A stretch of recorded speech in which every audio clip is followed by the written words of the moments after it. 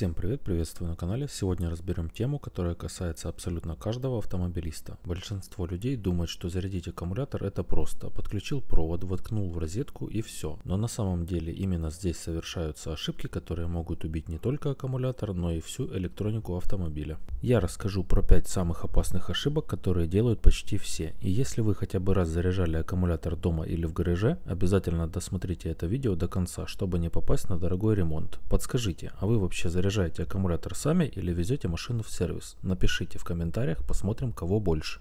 Ошибка номер 1. Неправильное подключение клемм. Первая и самая банальная, но при этом смертельно опасная ошибка – это неправильное подключение клемм. Многие ставят зарядку так, сначала плюс, потом минус, и даже путают полярность. Что происходит? Искры, скачки напряжения, короткие замыкания. У меня был случай, водитель перепутал плюс и минус при подключении зарядки, и блок управления сгорел буквально за секунду. Ремонт обошелся ему в несколько сотен долларов. Поэтому правило простое. Сначала минус, потом плюс, а снимаем наоборот. Сначала плюс, потом минус. Запомните это навсегда, потому что одна искра может обойтись вам очень дорого. Ошибка номер 2. Зарядка аккумулятора без снятия аккумулятора с машины. Вторая ошибка – это зарядка аккумулятора прямо в автомобиле, не снимая его. Казалось бы, удобно, зачем снимать, если можно подключить зарядник сразу к клеммам? Но вот здесь кроется главная опасность. Когда зарядное устройство работает, оно дает скачки напряжения, и все эти скачки летят прямо к блокам управления вашей машиной. Итог – сгоревшие предохранители, глючащая электроника и иногда полный отказ запуска. Особенно это критично для современных авто, где электроники в 10 раз больше, чем железа. Поэтому мой совет – всегда снимайте аккумулятор перед зарядкой. Это 5 минут работы, но может сэкономить вам тысячи долларов. Ошибка номер 3. Дешевые зарядники без защиты. Третья ошибка – использование дешевых китайских зарядников без защиты. Да, они стоят копейки, продаются на рынках, в гаражах, на OLX и даже в супермаркетах. Но знаете, чем они опасны? Они вообще не стабилизируют напряжение. Вот реальный пример. Ко мне приехал владелец BMW, который решил подзарядить аккумулятор китайским зарядником. Зарядник выдавал 16,5 вольт вместо нормальных 14. Итог. Блок комфорта сгорел. Поэтому мой совет. Покупайте зарядное устройство с автоматикой, с функцией защиты от перенапряжения. Это стоит дороже, но зато вы будете уверены, что не убьете свою машину.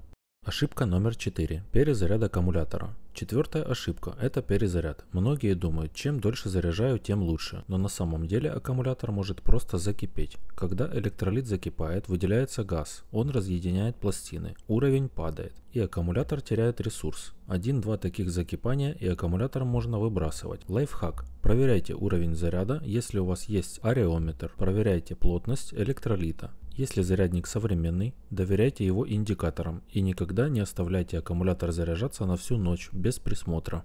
И пятая ошибка – зарядка аккумулятора в минусовую температуру. Многие прямо на морозе ставят на зарядку, но в холодном аккумуляторе электролит густеет, заряд идет неравномерно, пластины могут повредиться. Итог – аккумулятор после такой зарядки теряет ресурс в 2 раза быстрее. Правильно будет так: занесите аккумулятор хотя бы в гараж или теплое помещение, дайте ему согреться до 10 градусов и только потом ставьте на зарядку. Это простое правило продлит срок службы батареи минимум на 2-3 года. Бонус. Ответы на частые вопросы. А теперь коротко отвечу на вопросы, которые мне часто задают в комментариях. Нужно ли полностью разряжать аккумулятор перед зарядкой? Нет, это миф. Глубокий разряд только убивает батарею. Можно ли заряжать аккумулятор ночью без присмотра? Нет, это опасно. Может быть закипание, вздутие корпуса, а в худшем случае пожар. Сколько реально служит аккумулятор, если его правильно заряжать?